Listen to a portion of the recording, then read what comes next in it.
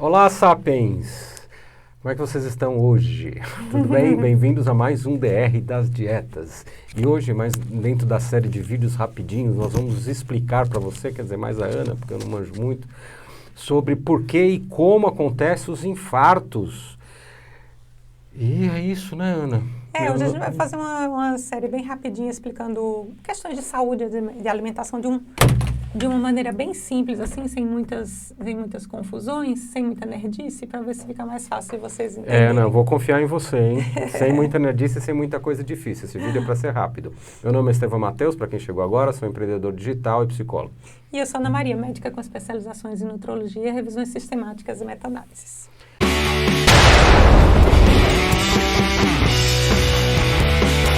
Sapiens, se você está pensando em ter uma vida mais longa, depender menos de remédio, menos de hospitais no futuro, se inscreva no canal. Ana, e aí, como é que a gente começa? Qual vai ser a dica? Hoje a gente vai falar de infarto do coração. Infarto do coração? Mas existem outros tipos de infarto? Existe. Assim, Sapiens, qualquer órgão do corpo, ou qualquer parte do corpo que ficar sem oxigênio e as células morrerem, é infarto. Então, existe infarto no cérebro, que as pessoas chamam de AVC ou derrame. Existe infarto no intestino, em qualquer lugar. Só que o mais conhecido é o do coração. É o que o pessoal tem mais medo, não é mesmo? Que é o mais comum e é o mais... E é o mais, assim, que parece que pega mais emocionalmente nas pessoas, né? Porque o coração é aquela coisa do sentimento, da vida, é o que dá a sensação de morte iminente mais desesperada, né? Ana, infarto da dor, o que é? Falta de oxigênio? O que acontece? Então, essa falta de oxigênio, justamente, a gente chama de angina, né? O processo da falta de oxigênio é justamente a dor que dá. E o infarto é importante também porque ele é um dos mais frequentes, né? O do coração é um dos mais frequentes. É um dos mais frequentes causa de morte também na terceira idade, da meia-idade para frente. E ele é importante, essa falta de oxigênio é importante porque isso é o que dá o sinal para a pessoa saber que ela pode estar com risco de infartar. Então, se você sentir uma dor no peito... É angina que chama isso? Angina. Angina é quando você está sentindo a dor. Ela pode ou não chegar efetivamente a um infarto. Então, assim, o sintoma mais comum é dor no peito, tá? Mas às vezes é na boca do estômago também, às vezes é no ombro. Então, uma dor que vai para o ombro, corre para o braço, uma vontade de vomitar, pode subir para o pescoço. Normalmente dá vômito, né? Depois, não pode dá? Dar vontade de vomitar, pode dar vômito, pode desmaiar. A pessoa às vezes tem uma dor tão forte que ela desmaia. Ela nem lembra da dor, mas ela desmaiou. Então, palpitação, falta de ar. Só vou desmaiar. Então, tem vários sintomas gerais, mas o mais frequente é a dor que eles chamam pré-cordial, que é cordes de coração, né? Pré-cordial é ao redor do coração.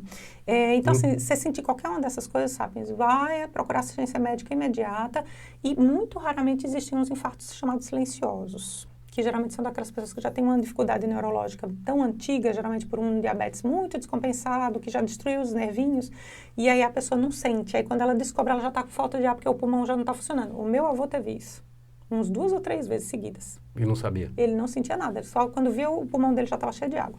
Então, quando a gente fala de doença cardiovascular, é a mesma coisa que infarto também, né? Não necessariamente. O infarto é um tipo de doença cardiovascular. Então, assim, sabe, quando você ouvir falar doença cardiovascular, ela está generalizando. Pode ser qualquer doença cardio do coração e vascular dos vasos do corpo todo. Então, pode ser o infarto, pode ser a angina, pode ser a entupimento das coronárias, que ainda não deu infarto, mas pode ser também um derrame, um entupimento das carótidas, que está deixando de alimentar o cérebro, pode ser entupimento das artérias da perna, pode ser impotência, que é quando tem obstrução dos vasos do pênis. Então, qualquer coisa que seja vascular ou cardíaca é chamado doença cardiovascular. É que é mais comum, é o infarto. Então a consequência de arteriosclerose dá doença cardiovascular. Mas explica um pouco melhor o que é a doença, o que é arteriosclerose, para o pessoal entender.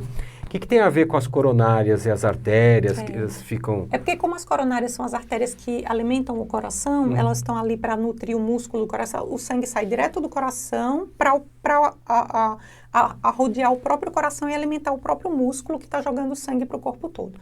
E aí, quando a aterosclerose ataca, que pode atacar o corpo todo, mas está especificamente nas coronárias, aí ela pode gerar o entupimento que vai levar à obstrução do sangue em alguma parte do músculo do coração.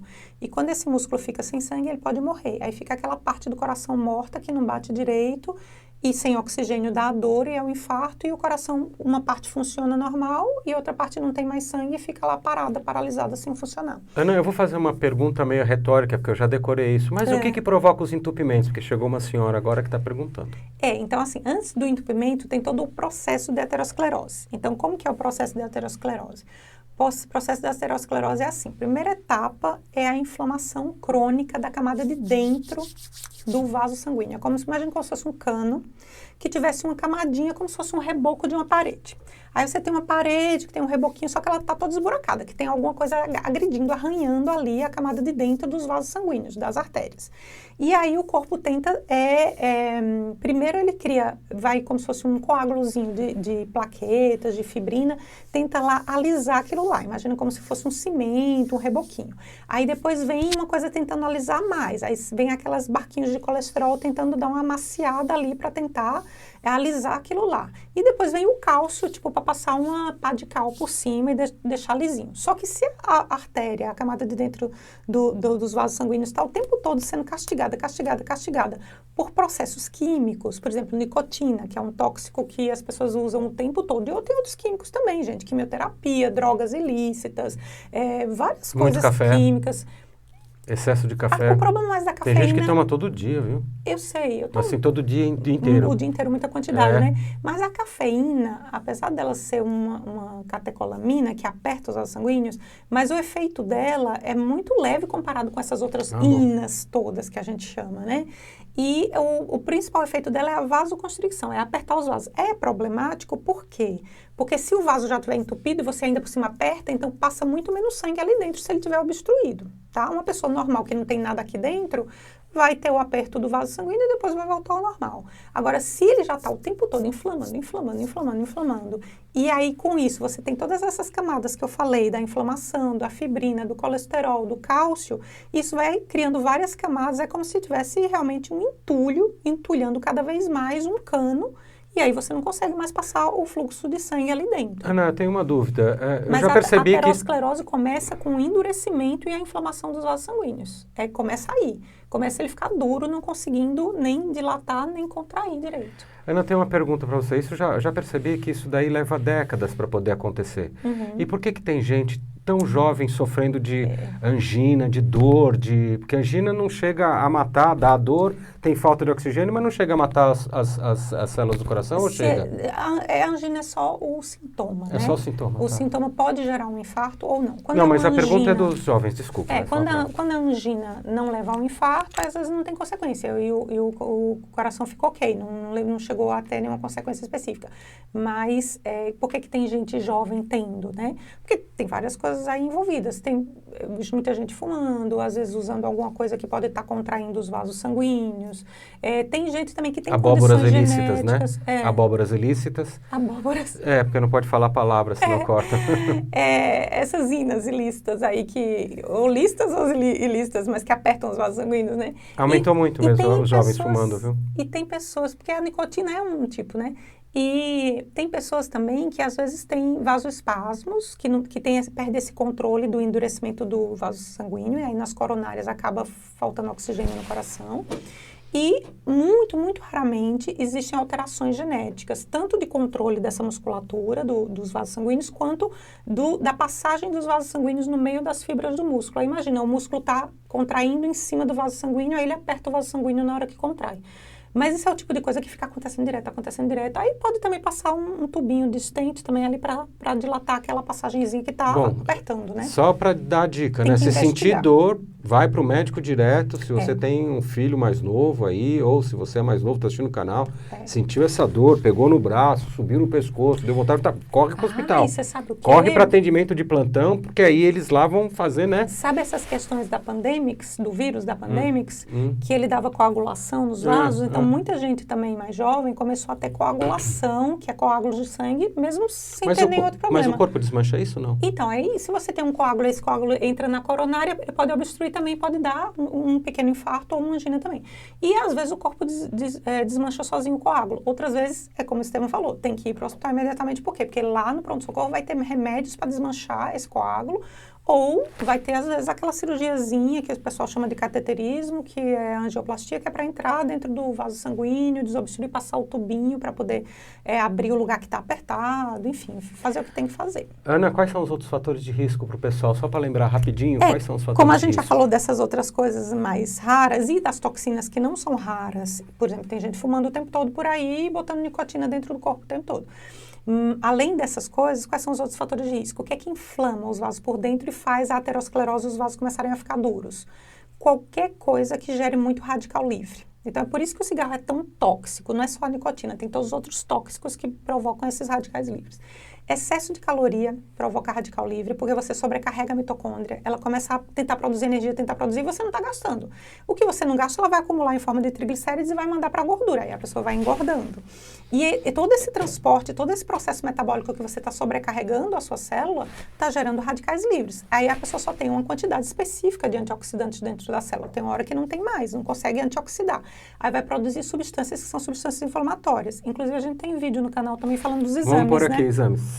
Que aí, por exemplo, ácido úrico, ferritina, homocisteína, proteína C reativa, tudo isso são indicadores. A própria insulina em excesso, que já é um indicativo de que a pessoa está comendo excesso de carboidrato, que está com síndrome metabólica. Todos esses são exames que indicam que você está com inflamação crônica e de baixo grau. E essa inflamação crônica de baixo grau, ela vai inflamando por dentro os vasos sanguíneos, que é aquele negócio que a gente falou, vai escarificando, vai amassando os vasos sanguíneos por dentro. E toda vez que ele estiver amassado, ele vai criar coágulo, vai criar fibrina, vai juntar barquinhos de colesterol para alisar, vai juntar cálcio. E com isso vai entupindo ao longo do tempo, né? Ana, a gente vai falar hoje sobre aquele negócio de histórico familiar, tem isso? O negócio do histórico familiar é interessante a gente comentar, sabe por quê? Porque esses outros fatores, diabetes, hipertensão, síndrome metabólica, cigarro, eles têm 4 vezes ou mais. O diabetes tipo 2 tem 10 vezes mais risco, dá 10 vezes mais risco da pessoa ter um infarto do que uma pessoa que não tem diabetes tipo 2, por exemplo. Síndrome metabólica, 6 vezes mais risco. E o histórico familiar é 1,5 só. Aí sabe o que faz a gente pensar? Será que é uma questão genética mesmo? Ou é porque a pessoa está comendo a mesma coisa e se comportando do mesmo jeito que a família se comporta? Entendeu? Pode ser. Porque às vezes a pessoa vê o pai fumando, aí também é uma pessoa que fuma. Ou é uma família de pessoas obesas e que não faz atividade física, como parecido. Pasta, que é italiano e tal, e aí tem os mesmos probleminhas e fala que é genético. Pode ser? Não precisa ser italiano não, filho. Mas hoje pode em dia... ser nordestino, comer cuscuz e tapioca de manhã, de tarde, de noite. É verdade, mas hoje em dia tem testes genéticos, né, que dá para fazer para descobrir, né, essas doenças, né? Tem. Inclusive, o pessoal morre de medo de colesterol, mas... A gente fez um, né, uns 5 anos atrás, né, fizemos. Mas o pessoal morre de medo do colesterol, mas você vê, o colesterol, coitadinho, está no meio do caminho para tentar ajudar o processo, ele não é a raiz do problema. A não ser em casos genéticos muito específicos e raros de pessoas que têm dificuldade de reciclar o colesterol, que é a hipercolesterolemia familiar mesmo clássica, que aí tem que investigar os defeitos genéticos para saber onde é. Não é qualquer colesterol acima de 300 que só porque está mais de 300 tem que chamar de hipercolesterolemia familiar. Não. Hoje em dia tem teste genético que é melhor você ter certeza se é ou não. E aí é outra história, aí cada um vai discutir com o seu médico o que é o melhor, porque vocês sabem que a gente não está para interferir no seu tratamento médico, nada disso, tá? Para te falar as informações, as evidências científicas. Então, gente, muito obrigado. Chegamos mais um fim de um DR das Dietas. Obrigado você que ficou aqui até o final, você que compartilhou, você que mandou mensagem pra gente. Obrigado e até o próximo DR das Dietas. Tchau.